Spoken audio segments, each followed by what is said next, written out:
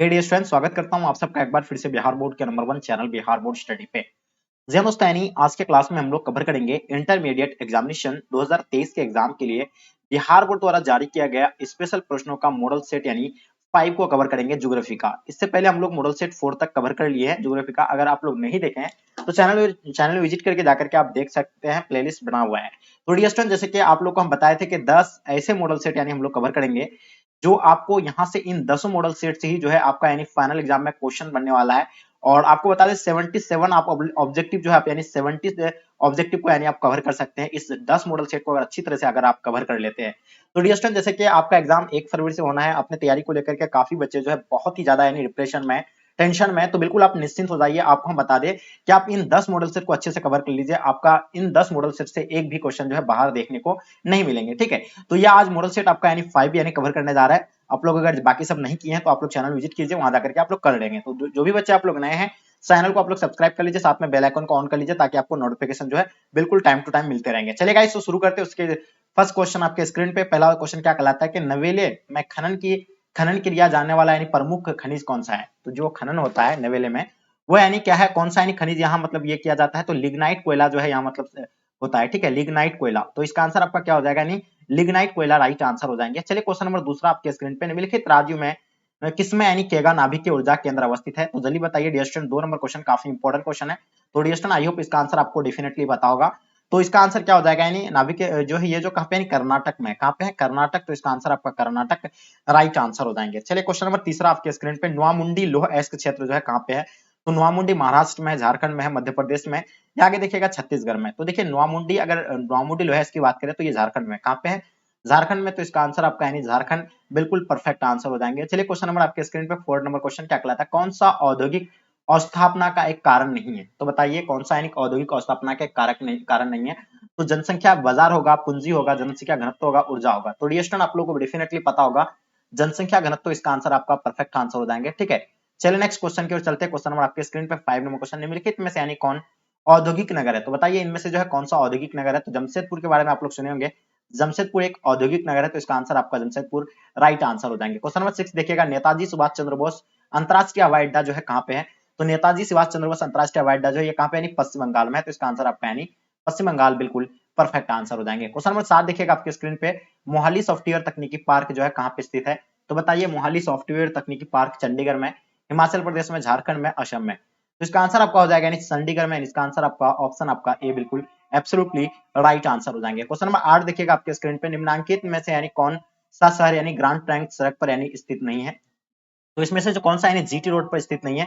तो लखनऊ जो है जीटी रोड पर स्थित नहीं है। तो इसका आंसर आपका लखनऊ बिल्कुल राइट आंसर हो जाएंगे। इलाहाबाद भी है, कोलकाता भी है, दिल्ली भी है। क्वेश्चन देखेंगे आपके स्क्रीन पे 9 नंबर क्वेश्चन, राष्ट्रीय राजमार्ग 4 किन्हें मतलब मिलता है। तो देखिए बताइए राष्ट्रीय राजमार्ग 4 जो है यानी किन्हें मिलता है।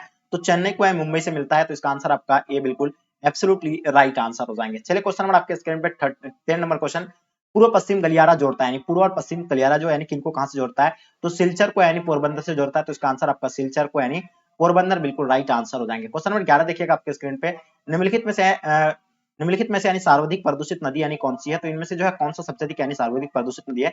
तो यमुना नदी सर्वाधिक प्रदूषित नदी है। और सबसे बड़ा नदी कौन सा है भारत का, गंगा नदी है, जो आपको पता है 2500 किलोमीटर में। और यहाँ सबसे अधिक यूज किया जाता है गंगा नदी का पानी ही। खरीफ फसल की कृषि जो ऋतु क्या है, देखिए खरीफ फसल का कृषि ऋतु जो है क्या है। तो बिल्कुल आपको बताया जून से सितंबर तक वहां तक होती है। तो इसका आंसर आपका जून से सितंबर यानी राइट आंसर हो जाएंगे। चलिए क्वेश्चन नंबर 13 आपके स्क्रीन पे, चावल धान की खेती संबंधित है। देखिए बताइए चावल धान की खेती जो है संबंधित किससे है। तो आपको ये बताना है चावल धान की खेती किससे संबंधित है। तो डियर स्टूडेंट, आपका गहन निर्वहन कृषि से, यानी बिल्कुल इसका आंसर आपका डी बिल्कुल राइट आंसर हो जाएंगे, ठीक है। नेक्स्ट क्वेश्चन की ओर चलते हैं। क्वेश्चन नंबर 14 आपके स्क्रीन पे क्या होगा, यानी लोरेन शार क्षेत्र यानी प्रसिद्ध है। बताइए लोरेन शार क्षेत्र जो है प्रसिद्ध है। तो ये लोह एश के लिए यानी प्रसिद्ध है। कहाँ के लिए, किसके लिए, लोह एश के लिए। तो इसका आंसर आपका लोह एश के एब्सोल्युटली राइट आंसर हो जाएंगे। क्वेश्चन नंबर 15 देखेंगे, चाय का सबसे बड़ा उत्पादक देश कौन सा है। तो बताइए चाय का सबसे बड़ा उत्पादक देश यानी कौन सा है। आपके सामने 4 ऑप्शन दिया हुआ है।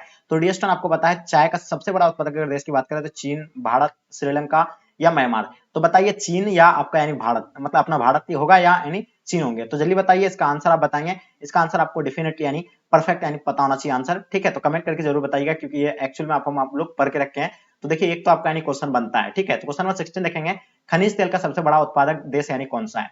तो बताइए खनिज तेल का सबसे बड़ा उत्पादक देश जो है कौन सा है? तो यानी बिल्कुल सऊदी अरब जो है सबसे अधिक जो है खनिज उत्पादन करता है। तो इसका आंसर आपका सी बिल्कुल राइट आंसर हो जाएंगे। क्वेश्चन नंबर 17 देखेंगे, निम्न में से यानी किस प्रकार की कृषि जो है खट्टे रसदार मतलब रसदार फलों की कृषि की जाती है?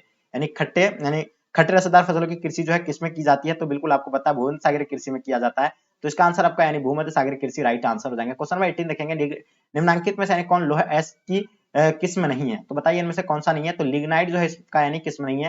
तो इसका आंसर आपका लिग्नाइट बिल्कुल एब्सोल्युटली राइट आंसर हो जाएंगे। क्वेश्चन नंबर 19 देखें, निम्न में से यानी कौन रोपण फसल नहीं है? तो बताइए इनमें से रोपण फसल जो है कौन सा नहीं है? तो गेहूं एक रोपण फसल नहीं है, बाकी गन्ना, चाय, रबर ये क्या है? रोपण फसल है। क्वेश्चन नंबर 20 देखिएगा आपके स्क्रीन पे, मैक्सिको में स्थानांतरित कृषि की प्रथा कहते हैं, यानी स्थानांतरित कृषि को यानी क्या कहा जाता है मैक्सिको में? तो मिलिया कहा जाता है। उसको क्या कहा जाता है? मिलिया बिल्कुल इसका आंसर आपका परफेक्ट आंसर हो जाएंगे। क्वेश्चन नंबर 21 देखेंगे, क्या होगा? कौन सा उद्योग अन्य सभी उद्योगों को आधार प्रदान करता है? बताइए कौन सा उद्योग जो है सभी आधार अन्य उद्योगों को जो है मतलब आधार प्रदान करता है? तो वो जो है लौह तथा इस्पात उद्योग। तो इसका आंसर आपका लौह तथा इस्पात उद्योग एब्सोल्युटली राइट आंसर हो जाएंगे। क्वेश्चन नंबर 22 देखिएगा, निम्नलिखित में से यानी कौन सा उद्योग दूसरे उद्योग के लिए यानी कच्चा माल तैयार करता है? तो ये बताइए यानी कौन सा उद्योग जो है दूसरे उद्योगों के लिए यानी कच्चा माल तैयार करता है? तो आधारभूत उद्योग जो है यानी कच्चा माल तैयार करता है। तो इसका आंसर आपका आधारभूत उद्योग बिल्कुल एब्सोल्युटली राइट आंसर हो जाएंगे। क्वेश्चन नंबर 23 देखिएगा, बाह्य सर्वोत्तीकरण सहायक है। तो बताइए बाह्य सर्वोत्तीकरण जो सहायक है कहाँ पे? देखिए दक्षता सुधारने में, विकासशील देशों में रोजगार बढ़ाने में, उसका कीमतों घटाने में। तो इसका आंसर आपका इनमें से सभी बिल्कुल एब्सोल्युटली राइट आंसर हो जाएंगे। क्वेश्चन नंबर आपके स्क्रीन पे 24 नंबर क्वेश्चन, भारत का सबसे बड़ा तेल शोधक कारखाना कहाँ है? तो बताइए भारत का सबसे बड़ा तेल शोधक कारखाना आपको पता है जामनगर में है, ये तो आप लोगों को पता है। और ये कहाँ पे? गुजरात में पड़ता है। कहाँ पे पड़ता है? गुजरात में। तो ये आप लोगों को डेफिनेटली पता होगा। चलिए नेक्स्ट क्वेश्चन की ओर चलते हैं। क्वेश्चन नंबर आपके स्क्रीन पे 25, लोहदर मतलब लोहरदगा यानी किस लिए प्रसिद्ध है? तो बताइए लोहरदगा जो है किस लिए प्रसिद्ध है? ये बॉक्साइट के लिए यानी प्रसिद्ध है। तो इसका आंसर आपका यानी बॉक्साइट बिल्कुल परफेक्ट आंसर हो जाएंगे। क्वेश्चन नंबर 26 देखिएगा, क्या निम्नलिखित महाद्वीपों में से किससे विश्व व्यापार का यानी सर्वाधिक प्रभाव होता है? तो कौन सा महाद्वीप से जो है विश्व का यानी विश्व व्यापार सर्वाधिक प्रभाव होता है? तो यूरोप से होता है। कहां से होता है? यूरोप से। तो इसका आंसर आपका यूरोप बिल्कुल परफेक्ट आंसर हो जाएंगे। क्वेश्चन नंबर 27 देखिएगा, पनामा नहर जोड़ता है यानी पनामा नगर को किससे?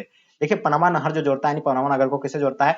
तो बिल्कुल आपको पता है यानी कोलोन से जुड़ता है। तो इसका आंसर आपका कोलोन बिल्कुल इसका आंसर आपका परफेक्ट आंसर हो जाएंगे। क्वेश्चन नंबर 28 देखिएगा आपके स्क्रीन पे, बृहद ट्रंक यानी मार्ग यानी होकर जाता है, क्या जाता है? तो उत्तर अटलांटिक महासागर से होकर जाता है। तो इसका आंसर आपका बी बिल्कुल एब्सोल्युटली राइट आंसर हो जाएंगे। क्वेश्चन नंबर 29 देखिएगा आपके स्क्रीन पे, किस समुद्री मार्ग पर यानी जिब्राल्टर स्थित है? तो बताइए किस समुद्री मार्ग पर यानी जिब्राल्टर जो स्थित है? तो यानी सुएज मार्ग पर जो है स्थित है। तो बिल्कुल इसका आंसर आपका यानी सुएज मार्ग राइट आंसर हो जाएंगे। चलिए क्वेश्चन नंबर 30 देखेंगे आपके स्क्रीन पे, विश्व व्यापार संगठन का मुख्यालय जो है कहाँ पे है? तो डब्ल्यूटीओ, जैसे कि आपको पता है डब्ल्यूटीओ का मुख्यालय मतलब कहाँ है? और वर्ल्ड ट्रेड ऑर्गेनाइजेशन का। तो देखिए ये जो आपका विश्व व्यापार अगर बात करें तो विश्व व्यापार का जेनेवा में है।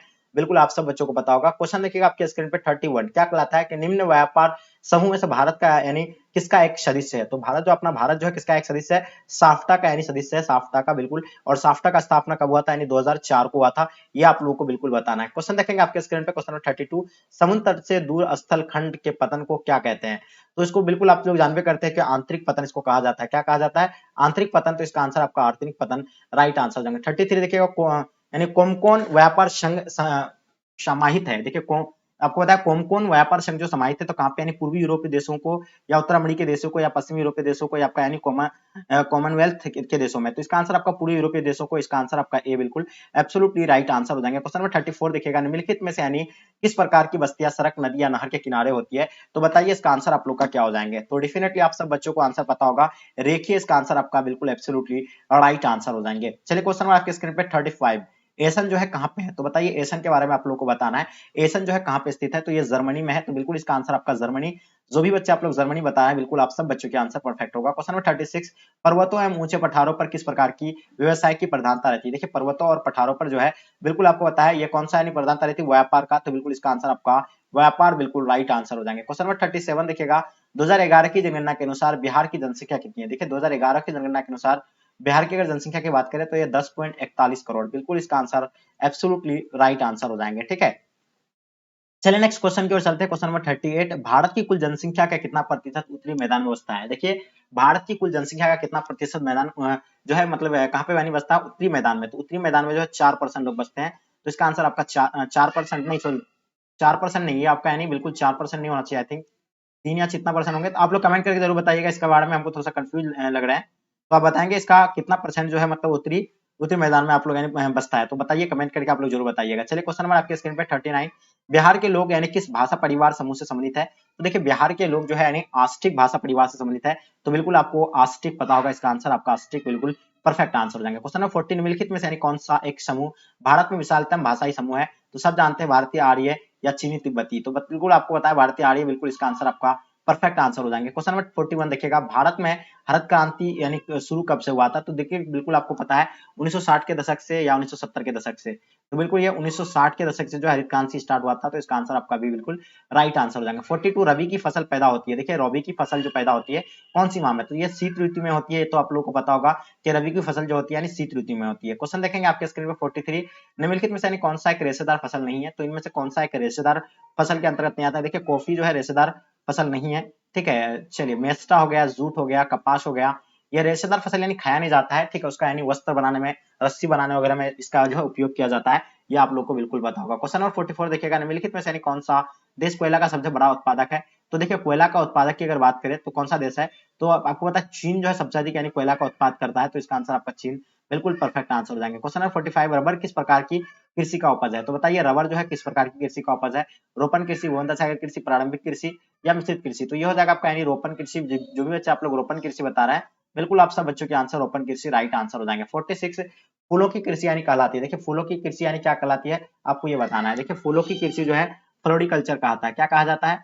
फ्लोरिकल्चर, तो इसका आंसर आपका यानी फ्लोरिकल्चर बिल्कुल परफेक्ट आंसर हो जाएंगे। क्वेश्चन नंबर 47, रूर कोयला क्षेत्र यानी किस देश में स्थित है? बताइए रूर कोयला क्षेत्र जो है किस देश में है? फ्रांस में है, जर्मनी में है, बेल्जियम में है, डेनमार्क में है? तो बिल्कुल आप सब बच्चों को रूर जो कोयला क्षेत्र जो है ये कहाँ पे यानी जर्मनी में है, तो इसका आंसर आपका यानी जर्मनी बिल्कुल परफेक्ट आंसर हो जाएंगे। क्वेश्चन नंबर 48 देखिएगा, गहन निर्माण कृषि प्रचलित है, तो बताइए गहन निर्माण कृषि जो प्रचलित है कहाँ पे यानी कनाडा में, चीन में, संयुक्त राज्य अमेरिका या यूक्रेन में? तो ये बिल्कुल आपका चीन में एब्सोल्युटली राइट आंसर हो जाएंगे। क्वेश्चन नंबर 49 देखिएगा, इनमें से यानी कौन सी बगाती कृषि नहीं है? तो इनमें से यानी कौन सा यानी बगाती कृषि नहीं है?